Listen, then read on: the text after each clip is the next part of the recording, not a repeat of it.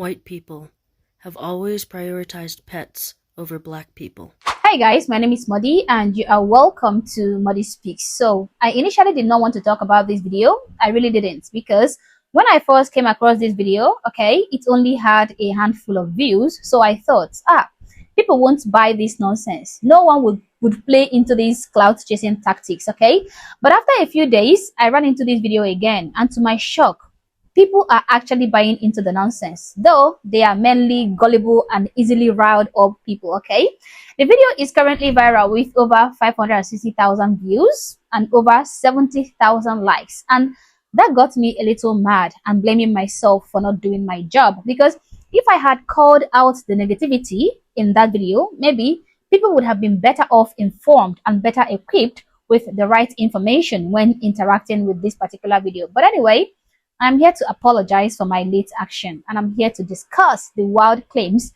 made by the creator of this video. I have discovered that there is a competition among liberals to be the most oppressed person in the society.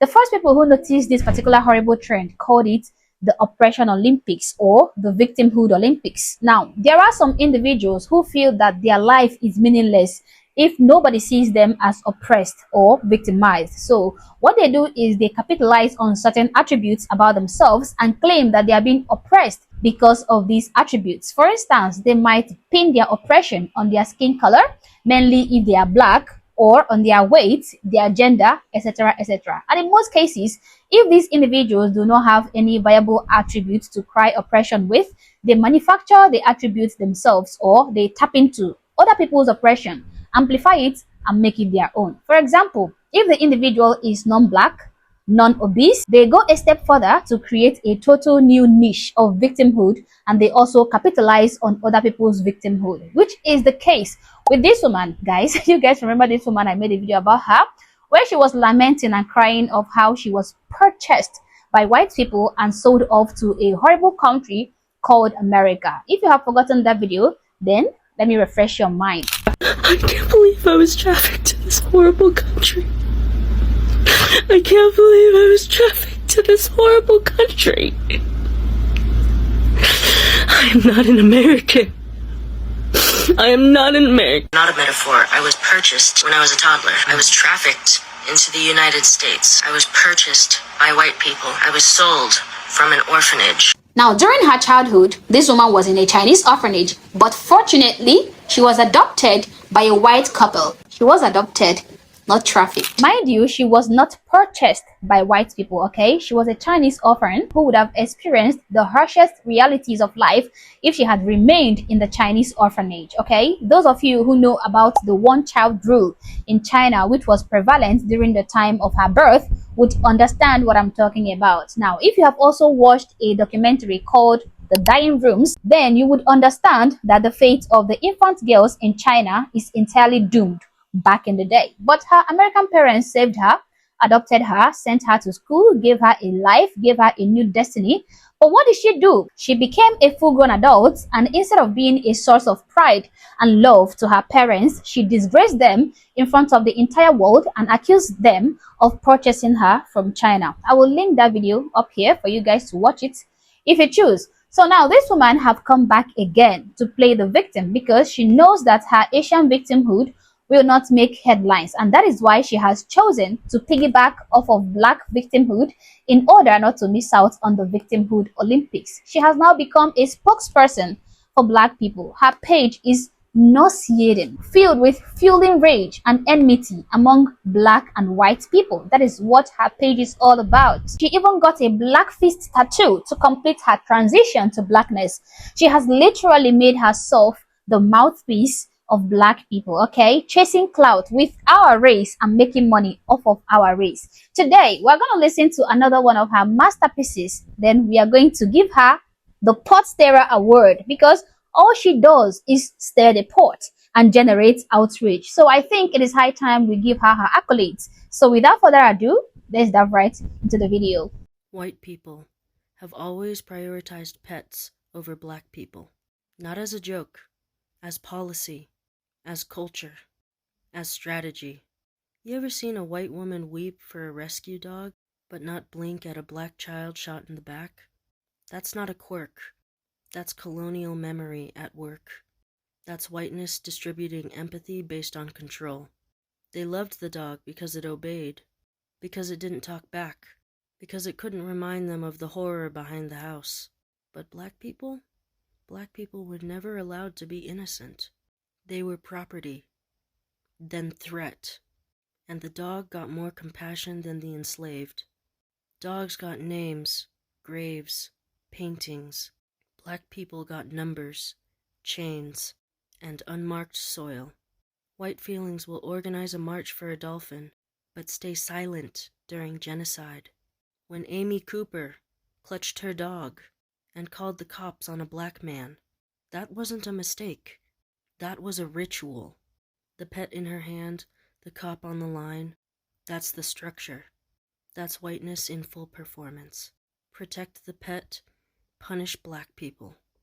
It's not about loving animals. It's about refusing to love what they can't control. The pet becomes sacred. The black body becomes target. That's not empathy. That's empire. We remember what they erased. And we're not asking for tears. We're here to haunt. Follow for more. And most importantly, cope.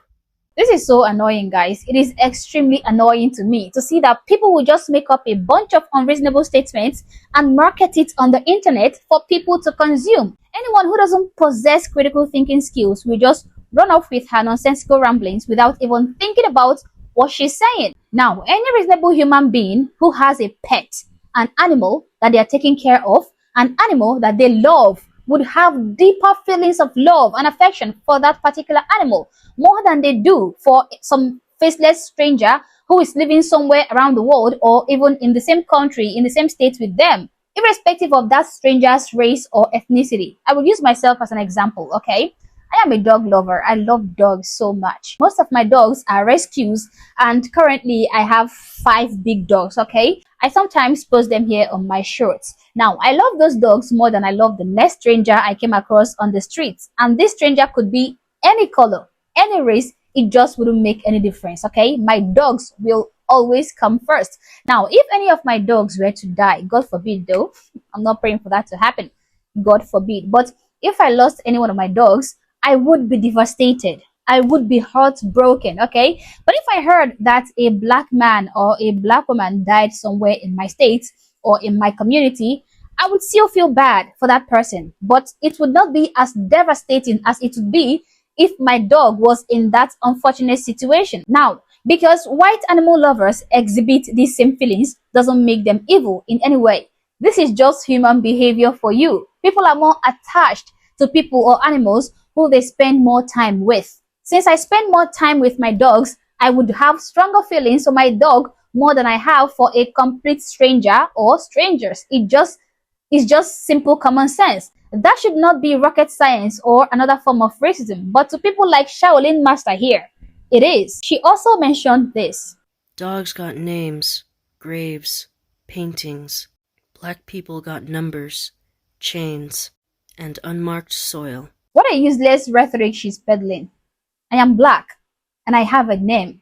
It is modester. I have no chains, and if I do, it wasn't put on me by white people. It would be put on me by people like you who are trying to make me see myself as a victim, who wants me to visualize my experience through the lens of victimhood. But I would never let that happen. And when I die, okay, when I leave this earth, I would have a beautifully marked grave prepared for me by my loved ones, by my family. It is not the duty of white people to bury me or mark my grave. It is the duty of my family members. And we don't see white people going around the neighborhood creating marked graves for other people's dead animals, dead dogs, cats, whatever. They don't just see other people's dogs and go crazy, okay? That feeling of deep affection is reserved for their own pets alone, not just any pets they see. Of course, we animal lovers will instinctively bond with and gravitate towards animals, but that deeper feelings of love and affection is only reserved for our own pets, okay? A black dog lover will prefer their dog and love their dog more than they love a black stranger. Okay, the same goes for an Asian dog lover or cat lover. The same goes for a Hispanic pet owner, a white pet owner. So why is it now seen as a colonial symbol when a white person exhibits the same character as and every other unmarked human being? soil. Okay, White feelings will organize a march for a dolphin, but stay silent during genocide. white feeling will organize a march for a dolphin but stay silent during genocide. Really? No. Really? Please tell me who are at the forefront of Free Palestine. No, tell me who are at the forefront of Free Palestine. Believe me, monk, you don't want to mess with these liberal whites. You don't want to mess with them because you are denying them of what they have passions for. Who are the greatest supporters of Black Lives Matter? Tell me. This man doesn't even know anything about what she's saying. She just goes on spewing propaganda. Let's not even talk about the huge amount of aid that white governments have given to non-white countries. Let's not even talk about the sacrifices that white individuals have made for these non-white countries who are waging wars on themselves. I just came across the story of a guy, a white guy, whose name I cannot recall, but if I recall, I will put him up here for you guys to see him. He set himself ablaze during the Nigerian Civil War. He was calling for the end of Biafra genocide because the Nigerian government were exterminating the Igbos, which are people from my tribe. I'm Igbo, okay? This guy is white and he set himself ablaze for us. What about the white soldier who also set himself ablaze sometime last year because of the Israel-Palestinian war? He burnt himself alive screaming, "Free Palestine, free Palestine." Bill Gates spent a greater portion of his wealth sending aid to African countries. And Mr. Beast went to some African countries in Africa and built them wells, but he was still criticized. White people, in my opinion, are the most compassionate race on the face of the planet. They rendered more help to people in trouble than any race you can ever think of, okay? This is not me praising them. This is just reality. But most times, their compassion and their love is being unappreciated and twisted to mean white supremacy or something more sinister. Just like this Shaolin monk is trying to make us believe. But if white people also do not help, they are accused of treating their dogs better than people from other races. If they mind their business, they will still be accused of evil. Yeah, let's run off with Ami Cooper, okay? A white woman who wrongly accused a black man because it will serve our twisted narrative. But let us forget about all the white people that have sacrificed their lives for black people and other non-black people. Let's forget about that, okay? Because that would not feed into our twisted narrative. Let's just talk about people like Ami Cooper. Let us conveniently ignore the black individuals that have wrongfully accused white people of one thing or the other, because that would not benefit our divisive narrative. I even covered the story of this horrible black woman who accused 3 college students of sexually assaulting her, ruining their young lives for decades, only to finally come now to confess that it was all a lie. In 2024, that was when she confessed. She lied, and those white people never touched her. Those white boys never touched her. No,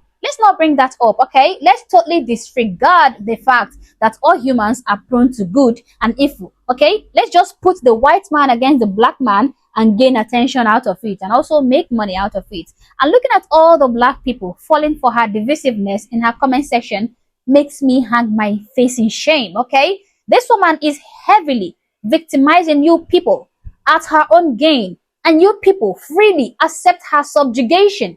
This person said, "I'm definitely reposting this. Others need to hear. Others need to hear an Asian monk ridiculing their existence as black people." Is that what he's trying to say? This one said, "I've always said that's why they love pets. It's controlled. Control. Who's a good boy?" So you see, they swallowed her propaganda hook, line, and sinker. They did not think about the statements she made, okay? They didn't even pause to say, this woman is definitely grifting off black people, and her statements and beliefs is making us look weak and pathetic. It's not helping us at all. She is twisting things for her own gain. No, they did not say that. They mostly agreed with her. You see, this is why it is important that I call out these guys.